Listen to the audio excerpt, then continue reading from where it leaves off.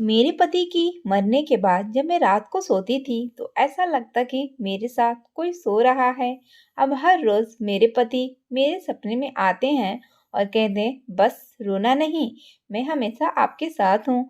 लेकिन मैं हर सुबह हैरान होती जब बिस्तर के दूसरी तरफ किसी लेटे हुए के निशान होते। एक दिन रात को जानने के लिए मैंने अपने साथ किसी और को लेटने पर मजबूर किया और फिर आधी रात को। मेरा नाम संजना है। मैं आपको अपनी ऐसी कहानी सुनाने जा रही हूँ जिसको सुनकर आप भी सोच में पड़ जाएंगे। मेरे साथ भी कुछ ऐसा ही हुआ था जिस पर मुझे भी यकीन नहीं आता था, लेकिन जो कुछ मेरे साथ हुआ मेरे लिए उसका यकीन करना ज़रूरी बन गया था। मगर मैं सच्चाई का पता लगाना चाहती थी। मैं खूबसूरत हूँ लेकिन शायद मेरी किस्मत इतनी खूबसूरत नहीं थी। मैं अपनी माँ बाप की इकलौती बेटी हूँ। मेरी शादी की उम्र हो चुकी थी। मेरे माँ बाप ने मेरे लिए रिश्ता देखना शुरू कर दिया। एक दिन मैं अपनी दोस्त आलिया के साथ उसके घर बैठी थी। मेरी माँ मुझे सब जगह ढूंढ रही थी, जैसे मैं कहीं खो गई हूँ। मैं जवान थी लेकिन मेरी माँ मेरी परवाह बिल्कुल छोटे बच्चों की तरह करती थी। वो मेरे दोस्त के घर आई और कहने लगी, तुम यहाँ पर बैठी हो, घर चलो जल्दी, तुम्हें देखने के लिए रिश्ते वाले आए हैं। और तुम्हारा मोबाइल कहाँ है? मैं तुम्हें कितनी देर से कॉल कर रही हूँ लेकिन तुम्हारा नंबर बंद जा रहा है। अपना फ़ोन क्यों बंद कर रखा है? तो मैंने कहा, माँ मेरे फ़ोन की चार्जिंग ख़त्म हो गई होगी, शायद इसलिए बंद हो गया होगा। मैं अपने घर जाने के लिए तैयार हो गई। तभी मेरी सहेली मेरे साथ चलने लगी। घर जाते जाते मैंने थोड़ा सा मेकअप कर लिया और चाय को हाथ में लेकर लड़के वालों के सामने चली गई। वो लोग तो मुझे देखकर हैरान ही रह गए। उन्होंने कहा कि बहुत ही प्यारी लड़की है, हमें आपकी बेटी बहुत पसंद आई है। हम अपने भाई के लिए ऐसी लड़की तलाश कर रहे थे। उन्होंने बताया कि उनके माँ बाप नहीं हैं, यानी मुझे देखने के लिए लड़के की बहनें आई हुई थी। वो 3 बहनें थीं और तीनों की शादी हुई थी, इसलिए वो अपने छोटे भाई के लिए प्यारी सी लड़की ढूंढ रही हैं। और कहने लगी कि हमारे भाई का घर भी अलग है। ये रिश्ता बहुत अच्छा था। लड़का ज़्यादा खूबसूरत नहीं था, लेकिन रिश्ते से इनकार करने वाली कोई वजह भी दिखाई नहीं दे रही थी। खैर लड़का इतना भी बुरा नहीं था, बस उसका थोड़ा-सा रंग सांवला था। मेरी माँ ने तो इस रिश्ते के लिए फ़ौरन ही हाँ कर दी। इस लड़के की बहनों की यही शर्त थी कि शादी जल्द से जल्द हो जाए, क्योंकि वह तीनों बहनें ही अपने ससुराल में रहती थी और इनके पास इतना वक़्त नहीं था कि वो अपने मायके में भी वक़्त गुज़ार सकें। जिनमें से एक बहन तो शहर से बाहर रहती थी, लेकिन अभी-अभी अपने भाई के लिए लड़की देखने के लिए कुछ दिनों के लिए आई हुई थी। मेरी माँ ने कहा कि रिश्ता हाथ से निकल जाएगा, अकेला घर है, लड़का भी अच्छा खासा पढ़ा लिखा है और अमीर है, और सबसे अच्छी बात ये थी कि इस लड़के का घर मेरे घर से काफ़ी करीब था। यह बात तो हमें भी पता थी कि इस घर में कोई लड़का है, अकेला ही रहता है, इसके माँ-बाप नहीं है, लेकिन क्योंकि इस घर में कभी कोई औरत नहीं थी, इसलिए वहाँ कोई आता-जाता भी नहीं था। और हमने भी कभी इनके साथ ज़्यादा मेल-मिलाप नहीं रखा। मुझे क्या पता था कि इस घर से मेरे लिए रिश्ता आ जाएगा। जिस लड़के से मेरी शादी होने वाली थी उसका नाम मोहित था। सुना था कि जिस लड़के से शादी होने वाली है काफ़ी अच्छा और मेहनती लड़का है। कुछ दिनों बाद ही मेरी शादी हो गई और मैं शादी करके अपने ही पड़ोस में चली गई। जब मेरा दिल करता तो मैं अपने मायके चले आती। मेरे पति ने कभी मुझ पर रोक-टोक नहीं की थी और मेरी तीनों ननद अपने भाई की शादी करवाने के बाद अपने-अपने घरों को लौटकर चली गई थी और वो तीनों ज़्यादा अपने मायके आती भी नहीं थी। मैं अपने ससुराल में बहुत खुश थी और हर किसी को अपने घर और अपने पति के बारे में बहुत खुशी-खुशी सबको बताया करती थी। मेरी माँ कहती थी कि सबको नहीं बताते, नज़र लग जाती है, क्योंकि ऐसा ऐश-आराम और अच्छा पति हर किसी की किस्मत में नहीं लिखा होता, जिसमें न कोई सास, ससुर, न देवर, न जेठ और ना ही ननद, बस बड़ा घर और पति भी इतना प्यार करने वाला, जिसकी ख्वाहिश तो हर लड़की करती है। लेकिन मेरे मुँह से तो यह बात ही निकल जाती थी कि मैं अपने इस ससुराल में बहुत खुश रहती हूँ और मेरे पति बहुत अच्छे हैं, क्योंकि मैं शादी के बाद बहुत ही ज़्यादा खुश थी। एक दिन मेरे पति ने मुझसे कहा कि शाम को मैं तुम्हें शॉपिंग पर लेकर जाऊँगा। मैंने सोचा कि मोहित मेरे लिए इतना सब कुछ करते हैं तो मुझे भी इनके लिए आज शाम अपने हाथ से बहुत अच्छा खाना बनाना चाहिए, जबकि मेरे घर का खाना मेरे नौकर बनाते थे। एक बीवी अपने पति के लिए आखिरकार कर भी क्या सकती है? या तो अच्छे से तैयार हो जाए या फिर इसके लिए इसकी पसंद का खाना बनाए और इसकी हर बात माने। मैं भी ये सब कुछ करती थी। मैंने अपने पति की पसंद का खाना बनाया था। वो घर पर आए और बहुत खुश थे। उन्होंने मुझसे कहा था कि शाम को मैं तुम्हें बहुत अच्छी शॉपिंग करवाऊंगा और कहने लगे कि रात का खाना भी हम लोग बाहर खाएंगे। मैंने इनको बताया कि मैंने आपके लिए आपकी पसंद का खाना बनाया है, इसलिए हम घर पर ही खाना खा लेते हैं। वो मेरी ये बात सुनकर बहुत खुश हुए और हम लोग खाना खाने बैठ गए। लेकिन खाना खाते ही अचानक न जाने मोहित को क्या हुआ, वो एक तरफ गिर गए। मुझे लगा कि वो मुझसे मजाक कर रहे हैं या फिर एक्टिंग कर रहे हैं, लेकिन जब मैंने चेक किया तो वो बेहोश हो चुके थे। मैं बहुत ज़्यादा परेशान हो गई थी। मैंने मोहित को उठाने की बहुत कोशिश की, लेकिन वह होश में नहीं आए। मुझे कुछ भी समझ नहीं आ रहा था कि मैं क्या करूं। मैं अपने घर की तरफ भागी। मैंने देखा कि मेरे घर पर कोई नहीं था और ताला लगा हुआ था। मैंने जल्दी से एम्बुलेंस को कॉल की और अपने पति को अस्पताल के डॉक्टर के पास लेकर गई तो डॉक्टर ने मुझे अच्छे तरीके से देखा। मैंने डॉक्टर को सब कुछ बताया कि मोहित बिल्कुल ठीक थे और हम लोग बैठे हुए खाना खा रहे थे। पता नहीं इनको अचानक से क्या हो गया और यह बेहोश हो गए। ये कोई नए डॉक्टर थे। उन्होंने मेरी तरफ हैरान होकर देखा। उन्होंने बताया कि वो मेरे पति को जानते हैं। कहने लगे कि ये तो मेरे भाई का दोस्त है। मैंने कहा, देखिए ना, जाने मेरे पति को क्या हो गया है। प्लीज आप इनको ठीक कर दें। मोहित को अंदर ले गए और मैं काफी परेशान होकर बाहर ही बैठी हुई थी। मेरे हाथ पैर कांपने लगे थे। मुझे कुछ भी समझ नहीं आ रहा था कि ये सब क्या हो रहा है। डॉक्टर बाहर आए। मैं अचानक ही खड़ी हुई और इनके पास जाकर पूछा कि बताइए डॉक्टर, मेरे पति को क्या हुआ है? उन्होंने मुझसे कहा कि आपके पति को हार्ट अटैक आया था और अब इनकी आखिरी सांसें चल रही है। यह सुनकर तो मेरे कदमों तले से जमीन निकल गई। डॉक्टर ने कहा, अपने पति से मिल सकती हैं। वैसे हम ऐसे मरीज से किसी को भी मिलने नहीं देते हैं, लेकिन आपके पति मेरे भाई के दोस्त हैं, इसलिए हम आपको अंदर जाने की इजाज़त दे देते हैं। वो डॉक्टर बहुत अच्छे थे। इनका नाम डॉक्टर कृष्णा था। वो शायद इस अस्पताल के नए डॉक्टर थे। वो डॉक्टर बहुत ही जवान थे और कम उम्र के भी डॉक्टर थे। मैंने इनको थैंक यू कहा और मैं अंदर चली गई। लेकिन अंदर गई तो पता चला कि मेरे पति अब दुनिया में नहीं रहे। शायद मैंने देर कर दी। मैं बुरी तरह से रोने लगी। मेरी हालत बहुत अजीब हो गई थी। मेरे पति की मौत के बाद मेरे माँ बाप मुझे अपने घर ले गए थे। अपने पति की मौत के बाद मैं अपने कमरे में बैठी रो रही थी। रोते रोते ही मेरी आंख लग गई और मैं गहरी नींद में चली गई। जब मेरे पति मेरे सपने में आए, उन्होंने आकर मेरा हाथ पकड़ा, मेरे सर पर प्यार से हाथ फेरा और कहने लगे, तुम्हें रोने की कोई जरूरत नहीं है। मैं तुम्हें रोता हुआ नहीं दे सकता। मैं चाहता हूँ कि तुम पहले की तरह खुश रहो, जैसे तुम पहले रहती थी, और तुम्हें अपने मायके में रहने की कोई जरूरत नहीं। तुम वहीं हमारे घर जाकर ही रहो, जहाँ तुम और मैं रहा करते थे, और हंसी खुशी रहो। तुम फिक्र मत करो, सब कुछ ठीक हो जाएगा। मैंने कहा, मोहित, तुम्हारे बगैर कैसे कुछ ठीक हो जाएगा? मैंने तो तुमसे मोहब्बत करने लगी थी। तुम्हारे बिना कुछ ठीक नहीं हो सकता और मैं तुम्हारे बिना नहीं रह सकती। मुझे तुमसे मोहब्बत हो गई है।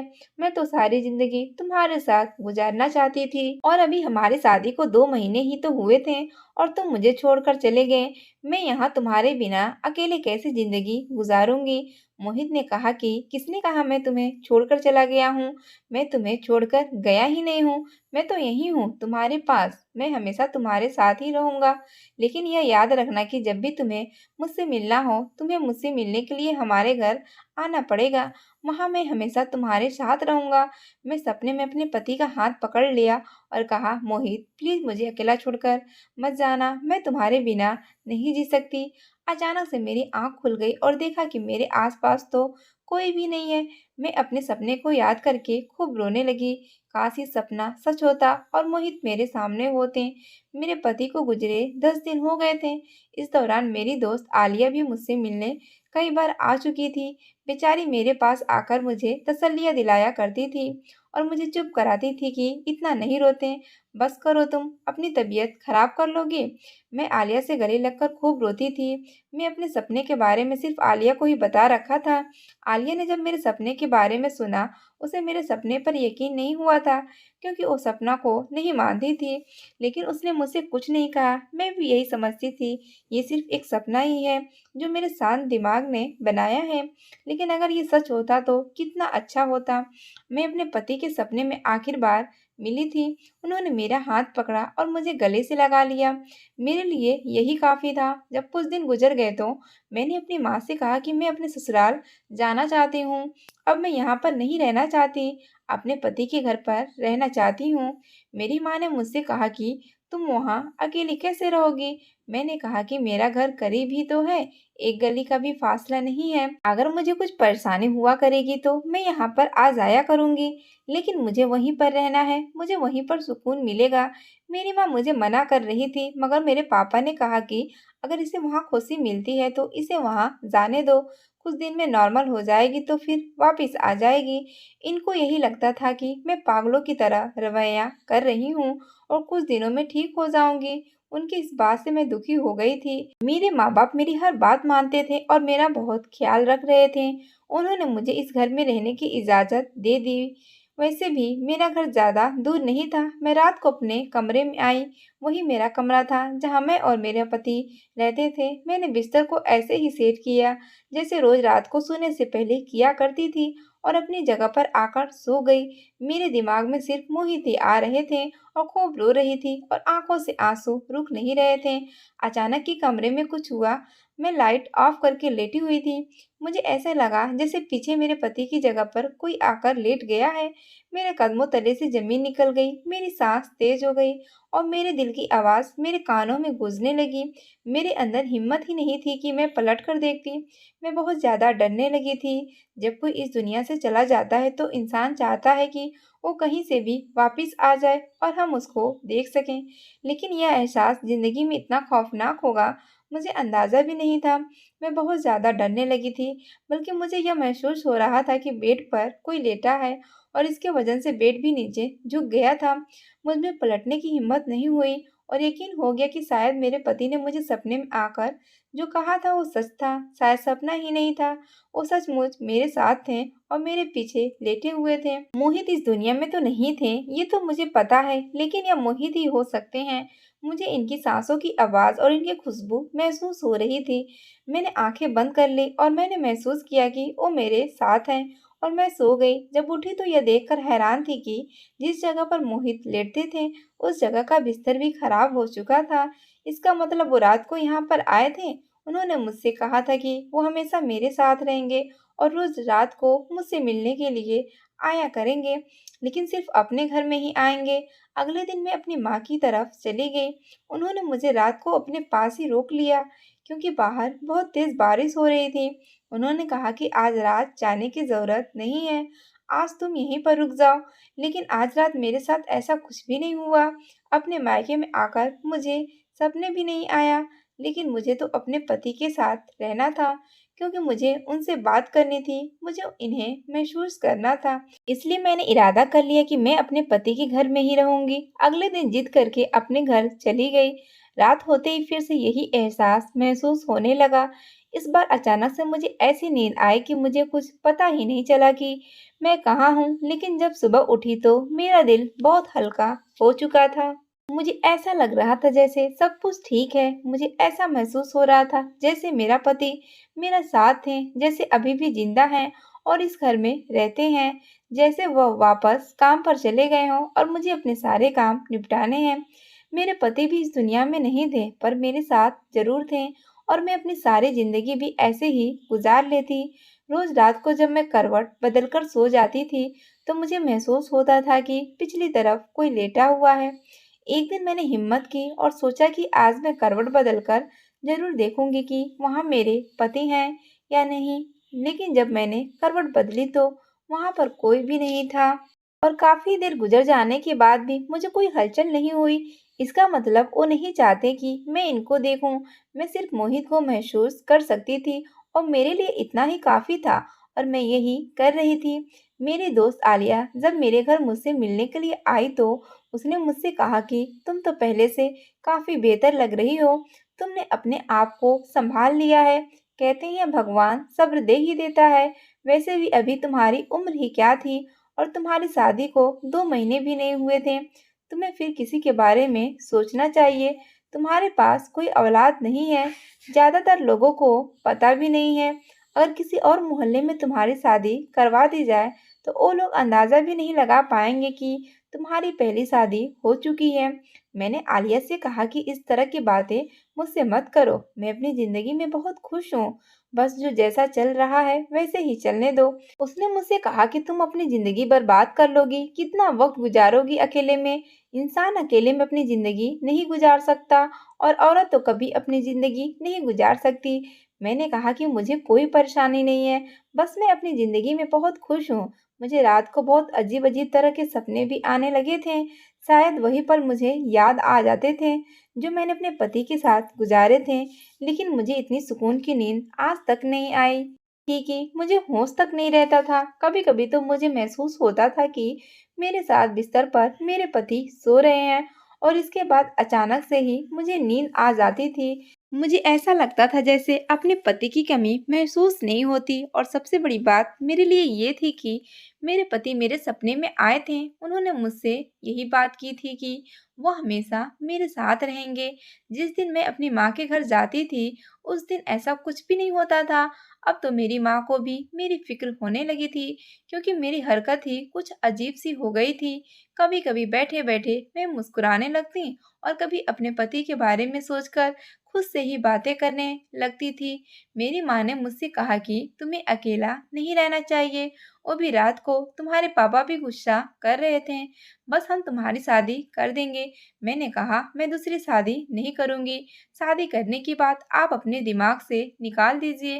पहले मैंने आप लोगों की मर्जी के मुताबिक शादी कर ली थी। फिर क्या हो गया मेरे साथ? किस्मत ने ये क्या कर दिया? अब मैं फिर से शादी नहीं करना चाहती। मैंने यह बात ऐसे कही थी जैसे ये मेरा आखिरी फैसला है। माँ भी काफी परेशान हो गई थी और उन्होंने आलिया को कहा कि तुम ही इसको समझाओ। वो भी बार बार मुझसे बात करने के लिए आती थी। एक दिन वो मुझे अपने घर ले गई। उसके घर में फंक्शन हो रहा था।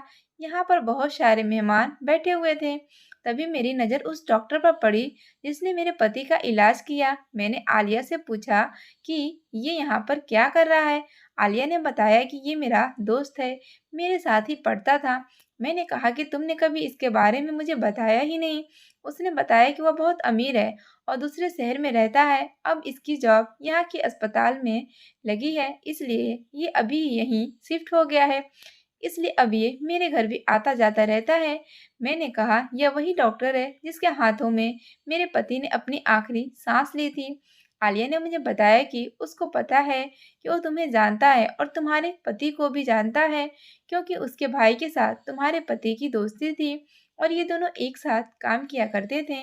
आलिया ने कहा कि शायद मेरी शादी भी इसी के साथ हो क्योंकि मेरी फैमिली को यह लड़का बहुत पसंद आया है और हमारे रिश्ते की बात चल रही है। हम दोनों एक दूसरे से कभी कभी बात कर लिया करते हैं। मैंने कहा कि मुबारक हो जब तुम्हारी इस लड़के से शादी हो जाए। डॉक्टर की बीवी बनना तो बड़ी बात होती है और ये इंसान दिखने में भी काफी हैंडसम था और नेचर भी उसका अच्छा था। इसने कहा कि देखो क्या होता है आगे। मैं अपनी दोस्त के लिए बहुत खुश थी। मैं हर वक्त अपने पति के बारे में सोचती रहती थी। वक्त जो मैंने अपने पति के साथ गुजारे, फिर जो मेरे साथ हुआ, जिस तरह से मोहित अचानक इस दुनिया से चले गए। हम लोग साथ बैठे थे, प्यार मोहब्बत की बातें कर रहे थे। मोहित कह रहे थे मैं तुम्हें शॉपिंग पर कराऊंगा, आज तुम बहुत खुश हो जाओगी। और वो मेरी जिंदगी का सबसे मनहूस दिन था। मुझे नहीं पता था कि मेरे पति को दिल का दौरा पड़ा है। इस डॉक्टर ने कहा था कि किसी को भी अचानक हो सकता है और जिन लोगों को दिल की परेशानी होती है जब तक उन्हें पता चलता है तब तक मामला बहुत ज़्यादा खराब हो जाते हैं। हमारे रिश्ते को नज़र लग रही थी। मेरी माँ ठीक कहा करती थी कि अपनी खुशियों के बारे में सबको नहीं बताते हैं, लेकिन मैं तो बताती रहती थी और नज़र किसी को ऐसी लगी थी कि मेरी तो सारी दुनिया ही उजड़ गई थी। मैं अपने पति का ख्याल अपने दिल से नहीं निकाल सकती थी। मैं हमेशा परेशान रहने लगी, बस यही सोचती रही कि काश मेरे साथ ऐसा न होता। आखिर मेरे साथ ऐसा क्यों हुआ? मेरा दिल बहुत उदास रहने लगा था। आलिया के घर पर एक औरत आई हुई थी जो मुझसे बहुत प्यार से बातें कर रही थी। उन्होंने मुझे मेरे पति के बारे में पूछा। मैंने उन्हें अपनी सारी कहानी बता दी। मैंने उनसे पूछा, जब कोई दुनिया से चला जाता है तो क्या वो दुनिया में वापस आ सकता है? उन्होंने कहा कि ऐसा बिल्कुल नहीं हो सकता। जब एक बार शरीर से आत्मा निकल जाती है तो भगवान के पास चली जाती है। मैंने कहा कि ऐसा भी होता है कि मरे हुए लोग आपके साथ जाते हैं और मरे हुए लोग वापस आ जाते हैं। उस औरत ने बताया कि वो लोग नहीं होते, बल्कि इनकी आत्मा होती है जो आपके दिमाग के साथ खेल खेल रही होती और आपसे झूठ बोल रही होती, आपको इस्तेमाल कर रही होती है। मैं इनकी बात सुनकर बहुत डर गई थी। इसका मतलब कि वो मेरे पति नहीं, उनकी आत्मा है जो कि भटक रही है। मुझे बहुत डर लगने लगा था। मुझे समझ में नहीं आ रहा था कि मैं क्या करूं। मैं बार-बार उस औरत की तरफ देखे जा रही थी कि आखिर इन्होंने मुझसे ये क्या बात कह दी। इनकी बातें सुनकर मैं इस सोच में पड़ चुकी थी। मैंने उनके पास आकर इनको अपने पति का सपने में आने वाली बात भी बता दी। उन्होंने मुझसे कहा कि देखो बेटा, ऐसा कुछ नहीं है, तुम्हें कोई वहम हो रहा है। उन्होंने मुझसे कहा कि तुम एक काम करो, तुम इस घर में अकेले रहना छोड़ दो, क्योंकि जब तक तुम अकेली रहोगी तुम्हें यह वहम होता रहेगा। मैंने कहा कि अगर मैं अपने मायके में होती हूँ तो तब तो ऐसा नहीं होता। उन्होंने कहा कि ठीक है, तो तुम इस घर में नहीं रहा करो और इस बात को अपने दिमाग पर सवार मत करो। मेरा दिल अभी भी नहीं मान रहा था और जो सपना मैंने देखा था फिर उसका क्या था? मुझे बहुत डर लग रहा था। मैंने सोच लिया था कि मुझे क्या करना है। मैंने ये सारी बात अपने दोस्त को बता दी थी। मैंने उससे कहा कि तुम एक रात मेरे साथ इस घर में रहोगी। इसे भी डर लग रहा था, लेकिन मैंने इससे बात की और इसे मना लिया। इसने कहा कि ठीक है, लेकिन हम पूरी रात सोएंगे नहीं और अगर जरा सा भी कुछ हुआ तो मैं तुम्हारी माँ के घर भाग जाऊंगी। मैंने कहा कि ठीक है, मैं भी तुम्हारे साथ भाग जाऊंगी। मैं खुद कौन सा बहादुर हूँ, मुझे भी डर लग रहा है। वो मेरे साथ मेरे घर आ गई और मैंने इससे कहा कि तुम मेरी जगह पर लेट जाना, क्योंकि जैसे ही मैं करवट बदलती हूँ मुझे कुछ भी महसूस होना बंद हो जाता है। मैं कमरे की लाइट बंद कर दूंगी और मैं साइड पर खड़ी हो जाऊंगी। तुम मेरी जगह पर लेट जाना, फिर देखते हैं कि क्या होता है। वो बेचारी इतनी ज्यादा डरी हुई थी कि बार बार इनकार की जा रही थी। फिर मैंने उससे कहा कि देखो, तुम मेरी दोस्त हो, तुम्हारे अलावा मैं किसी को कुछ नहीं बता सकती हूँ। मैं बहुत बड़ी मुश्किल में फंस गई हूँ। तुम मेरी मदद नहीं करोगी तो फिर कौन करेगा? आलिया मेरी मदद करना चाहती थी, लेकिन वो बेचारी इतनी बहादुर नहीं थी और वो सिर्फ अपने डर की वजह से ही मना कर रही थी। फिलहाल मैंने उसको मना ली और वो मान गई। उसने कहा कि तुम मेरी जान छोड़ भी नहीं सकती। चलो काम करते हैं। इस काम के हो जाने के बाद तुम इस घर में अकेली बिल्कुल भी नहीं रहोगी। तुम मुझसे इस बात का वादा करना होगा, यहाँ चाहे जो भी हो, इसके बाद तुम यहाँ पर नहीं रुकोगी और दूसरी शादी भी करोगी। मैंने कहा ठीक है, मैं ऐसा ही करूंगी, लेकिन अभी तो मेरी मदद कर दो। मैं पर्दे के पीछे छुप गई। मैंने आज कमरे में थोड़ी सी रोशनी भी कर दी थी, लेकिन अभी भी कोई ज्यादा रोशनी नहीं लग रही थी। बस इतनी थी कि ठीक से कुछ नजर आता। मेरी दोस्त मेरी जगह पर लेट गई और बिल्कुल वैसे ही जैसे मैं लेट जाती थी। उसका चेहरा मेरी ही तरफ था। मैंने इशारे से कहा कि देखो, मैं यहीं ही खड़ी हूँ, तुम्हें डरने की कोई जरूरत नहीं। वो शक्ल से बहुत डरी हुई लग रही थी। मैं बेड की तरफ ही देख रही थी। अभी तो वहां पर कुछ भी नहीं था, लेकिन ये भी तो हो सकता था कि मुझे मेरे पति की आत्मा दिखाई न दे। लेकिन जिस तरह से वो बिस्तर खराब हो चुका था और बेड पर भी मुझे वजन महसूस होता था, इसका मतलब कि अगर वहां कोई आता तो मुझे नजर जरूर आता। वक्त इसी तरह चलने लगा। रात के 2 बज गए और मेरी आंखों ने ऐसा मंजर देखा कि मेरे पैरों तले से जमीन निकल गई। इस घर में खिड़की से कोई अंदर आया। वो कोई आदमी था, लेकिन उसका कद मेरे पति से ज्यादा लंबा था और थोड़ी देर के बाद उसके पीछे 3 और आदमी अंदर आए, जिसमें से एक आदमी एक तरफ खड़ा हो गया और जो 2 आदमी पहले आए हुए थे उसने एक रुमाल पर कोई दवा लगाई और मेरी दोस्त की नाक के करीब ले जाने लगा, जो आंखें बंद किए हुए लेटी थी। इतने में ही मैंने चीखना चिल्लाना शुरू कर दिया। वो लोग भी चौंक गए और मैंने लाइट ऑन कर दी। लेकिन सबसे ज्यादा मेरी दोस्त हैरान थी, क्योंकि इस कमरे में जो शख्स खड़ा था वो उसका मंगेतर था, यानी कि वही डॉक्टर जिसके हाथों में मेरे पति ने दम तोड़ा था। और उसके साथ 3 और लोग भी थे। मैंने साइड से डंडा उठा लिया और मैंने कहा कि आगे बढ़ने की कोशिश की तो मैं तुम लोगों की जान ले लूंगी। मेरी दोस्त भी मेरे पीछे छुप गई। उससे कहने लगी कि तुम यहाँ क्या कर रहे हो और ये लोग कौन हैं। उस डॉक्टर ने उन लोगों को वहां से भगा दिया और कहने लगा कि मेरी बात सुनो, मैं तुम लोगों को सब कुछ सच बताता हूँ। डॉक्टर भी बहुत ज्यादा घबरा गया था, लेकिन मैं इसकी कहानी समझ चुकी थी। मैंने अपने नंबर से अपने पापा को कॉल मिला दी, लेकिन इस तरह से कि उसको पता न चले। थोड़ी देर के बाद वहाँ मेरे पापा भी पहुँच गए, क्योंकि मैंने घर के दरवाजे पर लॉक नहीं लगाया था। और मेरी माँ भी आ गई। उन्होंने डॉक्टर को पकड़ लिया और एक तरफ बिठा लिया। इसके बाद उसने सारी सच्चाई बता दी, जिसको सुनकर हम सबके होश उड़ गए थे। पहले तो कुछ बात नहीं बता रहा था, लेकिन शायद मेरे पापा यह बात समझ चुके थे, इसलिए वो बार बार इस पर हाथ उठा रहे थे। और वो चुपचाप मार खा रहा था, क्योंकि इसकी गलती थी। और आलिया काफी परेशान हो रही थी, क्योंकि इसका होने वाला पति था और इसका यहाँ क्या काम था। जिन लोगों को साथ लेकर आया था वो पता नहीं कौन लोग थे, लेकिन उसने उनको टाइम पर ही भगा दिया था और खुद वो हमारे हाथ लग गया था। उसने बताया कि उसे पता था कि मैं इस घर में अकेली रहती हूँ और मेरी दिमागी हालत भी ठीक नहीं चल रही, इसलिए मैं रात को यहाँ पर आ जाता हूँ और इसे क्लोरोफॉर्म सुंघाकर बेहोश कर दिया करता था।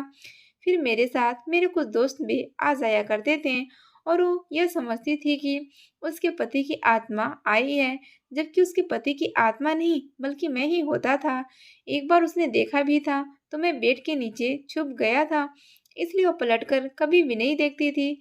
मेरे पापा ने उस डॉक्टर के मुंह पर थप्पड़ दे मारा, लेकिन मैं ये सोच रही थी इसको ये सब कुछ कैसे पता चला कि मैं अपने पति के बारे में इस तरह सोचती हूँ। इसका इस बारे में किसने बताया, क्योंकि मुझे तो ये सब कुछ सपने में आया था। और जब मैंने उससे ये सवाल किया तो उसने आलिया की तरफ देखा और उसने अपना सर झुका लिया।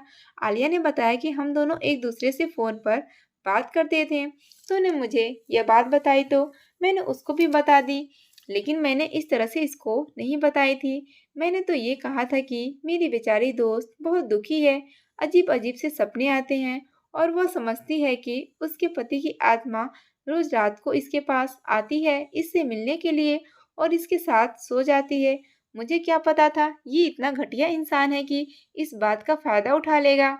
मैंने तो उसको यह बात ऐसे ही बता दी थी। मैंने अपना सर पकड़ लिया। मेरे साथ इतना बड़ा हादसा हो गया था। मैं खड़े खड़े ही बेहोश हो गई। मेरे पापा ने उस डॉक्टर को पुलिस के हवाले कर दिया। आलिया ने इसके साथ अपने सारे रिश्ते खत्म कर लिए और मैं फिर से अपनी जिंदगी के बड़े दुख से निकलकर दूसरे दुख में पहुंच चली गई थी। यह मेरी गलती थी। मैंने इन सारी चीजों को अपने दिमाग पर सवार किया हुआ था।